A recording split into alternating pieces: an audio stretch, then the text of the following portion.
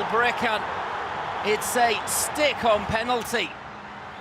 Aldazari confidently steps up here from the spot, and it's saved by Pace. Dibuat kagum, Pandit Malaysia puji satu sosok talenta Indonesia. Pengamat sepak bola Malaysia, Faiz Gurun dan KS Sundaresan terpukau dengan penampilan bek tengah Rizky Ridho Ramadhani dalam duel timnas Indonesia melawan Australia. Rizky Ridho adalah satu-satunya pemain dari liga lokal Liga 1 yang tampil sebagai starter timnas Indonesia saat melawan Australia di Stadion Utama Gelora Bung Karno. Meski begitu, Faiz Gurun dan KS Sundaresan menilai Rizky Ridho tidak terlihat gugup bersanding dengan sejumlah pemain naturalisasi yang berkarir di Eropa. Banyak penggemar timnas Indonesia juga sepakat Rizky Ridho adalah salah satu pemain terbaik skuad Garuda saat melawan The Socceroos selain kiper Martin Paes dan sejumlah penyelamatan. Ya, saya disoroti. Di dalam lapangan ada dua tim. Satu Australia yang pemainannya 95% bermain di klub-klub Eropa, dan satu lagi pasukan Indonesia yang juga saat ini banyak bermainan di karir Eropa meskipun bermain di kasta yang lebih bawah. Menurut KS, mantan pemain Persibaya itu tampil tidak canggung dan memiliki kualitas setara dengan pemain-pemain yang berlaga di luar negeri.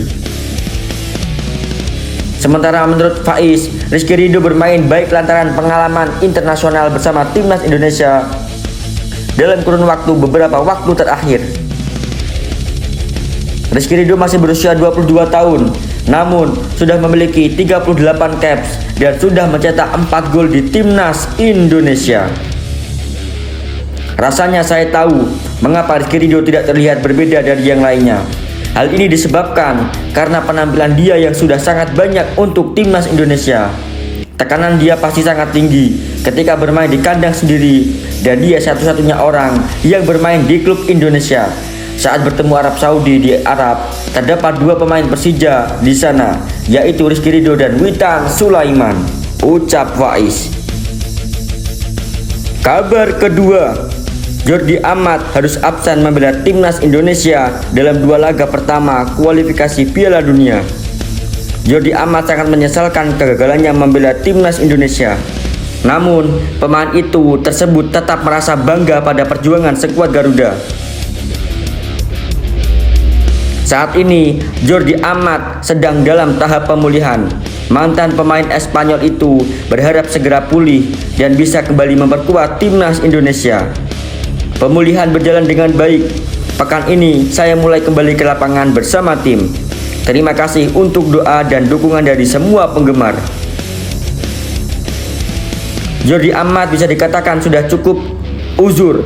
Sosok yang pernah bermain untuk Swansea City itu sekarang berusia 32 tahun. Meski demikian, Jordi Amat masih sangat bisa diandalkan di lini belakang timnas Indonesia, terutama untuk memimpin para pemain belakang yang masih muda. Saat ini, Jordi Amat sudah memiliki 16 caps di timnas Indonesia. Sang bek juga sudah mencetak 1 gol untuk skuad Garuda.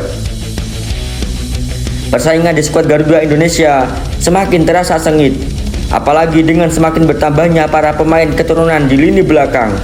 Terbaru, ada sosok Miss Hilgers yang siap menjalani proses naturalisasi. Pemain muda ini berposisi sebagai bek tengah. Belum lagi para pemain yang lebih dulu memang jadi andalan lini belakang seperti Sandy Walsh, Justin Hubner, atau Kelvin Verdom. Kabar ketiga, Sintayong termotivasi usai tahan imbang langganan Piala Dunia. Media Bahrain panik.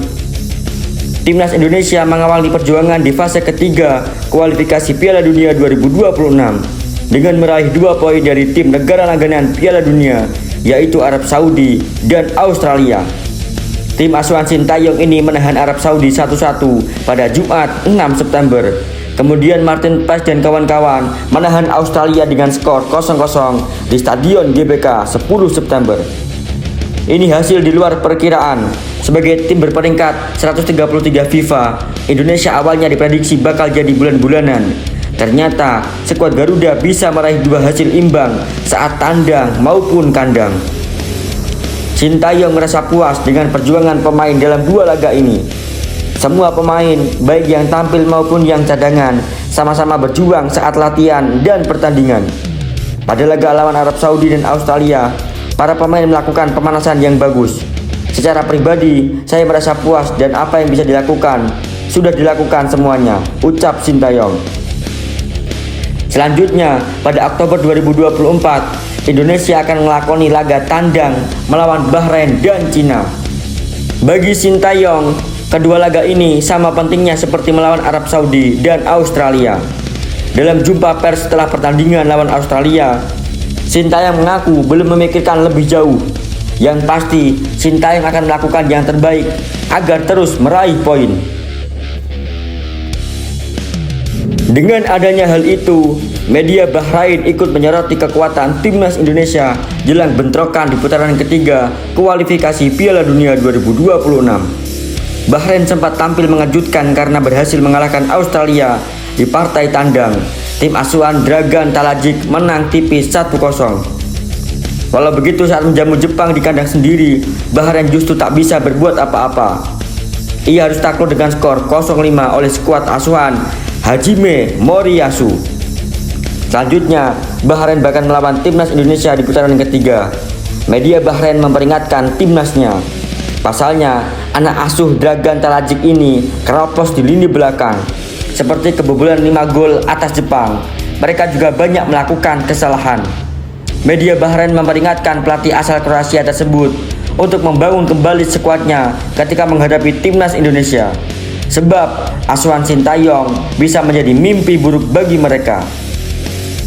Pertandingan timnas Indonesia dan Bahrain akan dijadwalkan pada tanggal 10 Oktober. Skuad Garuda melakoni laga tandang dan 5 hari kemudian melawan Cina. Kabar keempat, klub yang cocok jadi pelabuhan baru Rizky Ridho jika abroad. Bek timnas Indonesia Rizky Ridho menjadi salah satu pemain yang dinilai mumpuni untuk berkarir di luar negeri alias abroad. Karir luar negeri sebenarnya sudah lama diimpikan Rizky Ridho jauh sebelum timnas Indonesia tampil di putaran ketiga Piala Dunia. Tepatnya Oktober lalu, Rizky Ridho menyebut pemain di luar negeri merupakan salah satu harapan yang ingin diwujudkan olehnya. Potensi besar yang dimiliki bek Persija ini dilihat dari banyak pihak, tak hanya pengamat sepak bola, tetapi para pemain timnas Indonesia. Sejumlah pemain yang sangat ini berkarir abroad tak segan meminta Rizky Ridho segera berkarir di luar negeri. Meski begitu, Rizky Ridho harus cermat memilih klub mana yang akan diperkuatnya, karena itu akan berdampak besar pada masa depannya. 3 tim Asia Eropa kemudian bisa menjadi pelabuhan Rizky Ridho dalam mewujudkan karir untuk memilih abroad. Yang pertama ialah Johor Darul Ta'zim, Malaysia. Karir Rizky Ridho tak perlu jauh-jauh. Liga Malaysia punya tim super langganan Liga Champions Asia, Johor Darul Ta'zim alias JDT. Klub ini termasuk tim modern di era saat ini. Rizky Ridho tentu bisa bersaing mendapat jam terbang yang layak di klub ini yang diperkuat Jordi Amat. Ketimbang jauh-jauh di Eropa tetapi belum tentu mendapatkan menit bermain, JDT merupakan pilihan yang paling rasional.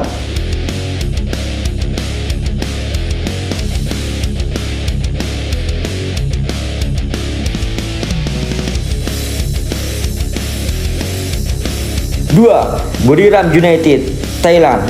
Buriram United juga klub langganan Champion Asia. Rizky Ridho bisa menyusul Asnawi yang saat ini bermain di Port FC.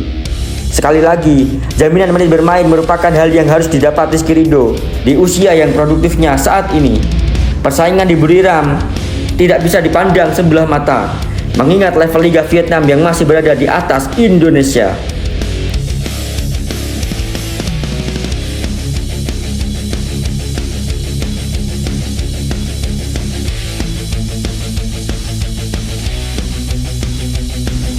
Tiga, Oxford United. Erick Thohir selaku ketua PSSI mungkin bisa menggunakan relasinya untuk membantu Rizky Ridho berkarir abroad di Liga Inggris, seperti yang dilakukan terhadap Marcelino yang beberapa waktu lalu diperkenalkan sebagai rekrutan anyar di bursa transfer musim panas 2024. Bukan tak mungkin Rizky Ridho menyusul Marcelino. Tangan ajaib Erick Thohir selalu membuat publik tanah air terkejut dan takjub.